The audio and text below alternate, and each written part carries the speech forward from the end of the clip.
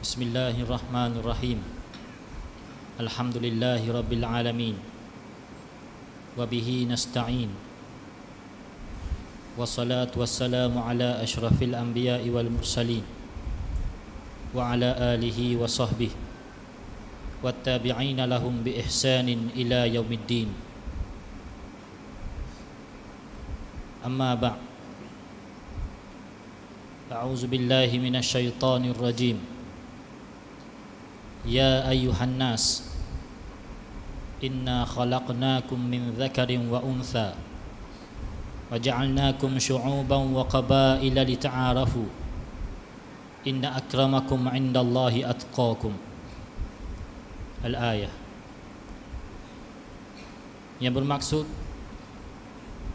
wahai manusia, sesungguhnya kami telah menciptakan kamu, lelaki dan perempuan, berbangsa-bangsa dan bersuku puak, berkabilah-kabilah. Tujuannya ialah untuk kamu saling kenal mengenali di antara satu sama lain. Dalam ayat ini Allah Subhanahu wa taala menjelaskan kepada kita bahawa Allah Subhanahu wa taala lah yang mencipta segala manusia, seluruh manusia yang ada di atas muka bumi pada hari ini. Menolak teori-teori yang bercanggah dengan firman Allah Subhanahu wa taala ini, yang mengatakan bahawa manusia asalnya daripada monyet, daripada kera. Akhirnya peredaran zaman menyebabkan bertukar jadi manusia. Ini bercanggah dengan firman Allah Subhanahu wa taala. Kemudian Allah Subhanahu wa taala menjelaskan kepada kita bahawa dialah yang menciptakan manusia. Namun begitu, tahukah kita apakah matlamat dan tujuan Allah Subhanahu wa taala menciptakan kita di atas muka bumi ini? Ada beberapa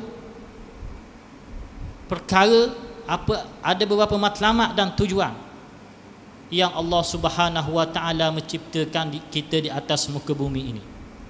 Sama ada lelaki, perempuan, yang berkulit hitam, yang berkulit putih dan sebagainya. Ada tujuan dan matlamat yang Allah Subhanahu wa taala ciptakan. Bukan hanyalah sia-sia, bukan hanyalah tidak ada faedah Allah Ta'ala ciptakan manusia. Bahkan Allah Ta'ala ciptakan semua makhluk yang ada di atas muka bumi, ada matlamat dan tujuannya yang tertentu yang Allah Ta'ala ciptakan. Allah Ta'ala ciptakan debu, ada matlamat dan tujuan. Allah Ta'ala cipta laut, gunung ganang, bulan bintang, ada matlamat dan tujuannya yang Allah Ta'ala ciptakan. Begitulah kita manusia, ada matlamat dan tujuan yang Allah Ta'ala ciptakan kepada kita. Di antaranya ialah yang pertama, Allah Ta'ala ciptakan manusia ialah untuk beribadah kepada Allah Subhanahu wa taala. Firman Allah Ta'ala, "Wa ma khalaqtul jinna wal ins illa liya'budun." Dan tidaklah aku ciptakan manusia dan jin malaikat tujuannya ialah untuk beribadah kepadaku, kata Allah Subhanahu wa taala. Maka tujuan yang Allah Ta'ala ciptakan manusia yang pertamanya ialah untuk beribadah kepada Allah Subhanahu wa taala. Ibadah mestilah mengikut apa yang telah diajar oleh Allah Subhanahu wa taala, yang ada dalam Quran, yang ditunjukkan, yang diajar oleh Nabi SAW. Maka inilah ibadah yang perlu kita ikut sebagai panduan menjadi ibadah dalam kehidupan kita, baik dalam bab nikah kahwin, dalam bab ekonomi, dalam bab jenayah, dalam apa-apa perkara yang dilakukan oleh Nabi SAW, yang diakui oleh Nabi SAW, maka ianya menjadi ibadah kepada kita. Yang keduanya ialah Allah Ta'ala ciptakan manusia ialah untuk menjadi khalifah di atas muka bumi. Inni ja'ilun fil ardi khalifah. Sesungguhnya aku nak menciptakan manusia menjadi khalifah di atas muka bumi, kata Allah Subhanahu wa taala. Maka tujuan yang kedua ialah untuk menjadi khalifah.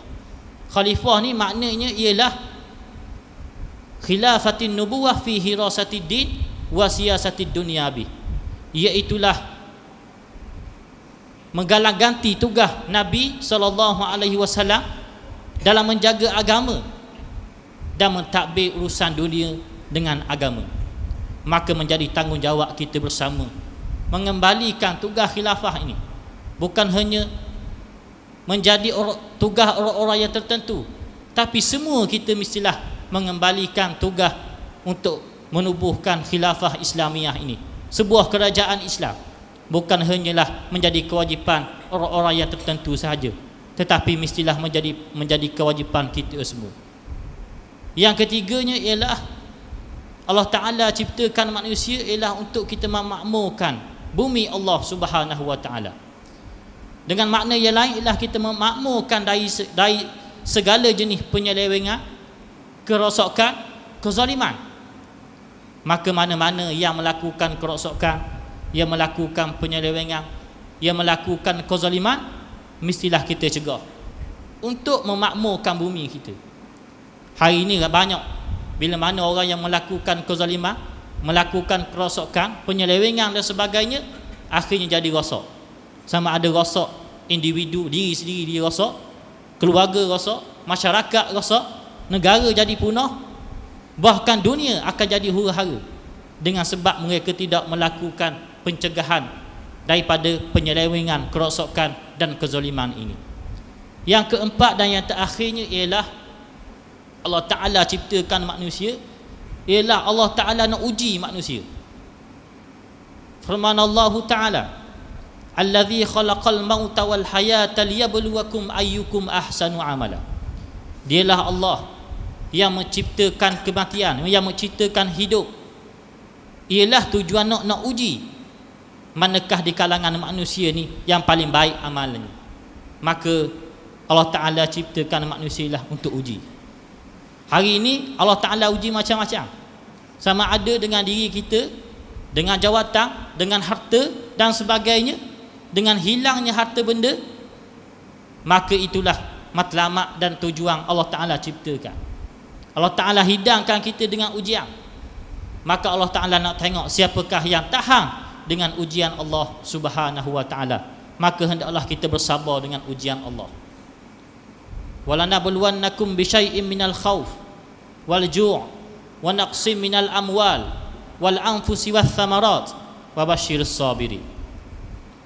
Maka sesungguhnya aku akan uji kamu dengan sesuatu perkara, sama ada kelaparan, ketakutan, kelaparan dan kurangnya harta benda, dan hilangnya jiwa raga, adanya kematian dan sebagainya, kurangnya tanaman-tanaman, buah-buahan. Maka berilah berita gembira kepada orang-orang yang sabar. Maka Allah Ta'ala uji ini ialah untuk Allah Ta'ala nak lihat macam mana kita tahan dengan kesabaran, macam mana kita tahan dengan ujian Allah Subhanahu wa Ta'ala. Allah Ta'ala uji dengan hilangnya harta benda, dengan hilangnya keluarga terdekat, menyebabkan kita rasa lemah. Uji dengan hilangnya kereta, hilang motor dan sebagainya. Hilang dengan harta benda yang lain, tanaman yang tidak menjadi, perniagaan yang tidak menjadi, merugikan. Semuanya ini adalah ujian daripada Allah Subhanahu wa Ta'ala. Dan inilah matlamat Allah Ta'ala ciptakan manusia, supaya di antaranya lah Allah Ta'ala nak uji kita semua.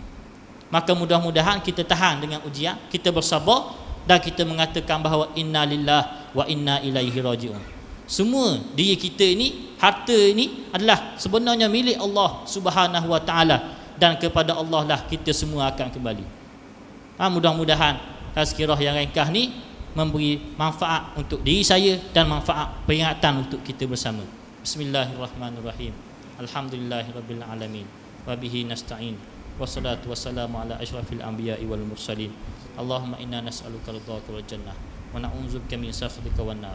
Allahumma innaka afuwwun karim tuhibbul 'afwa fa'fu 'anna wa 'an walidina wa 'an jami'il muslimina wal muslimat wal mu'minina wal mu'minat bi rahmatika ya arhamar rahimin. Rabbana zalamna anfusana wa illam taghfir lana wa tarhamna lanakunanna minal khasirin. Rabbana atina fid dunya hasanah wa fil akhirati hasanah wa qina adzabannar. Wa sallallahu ala sayyidina Muhammad walhamdulillahi rabbil alamin.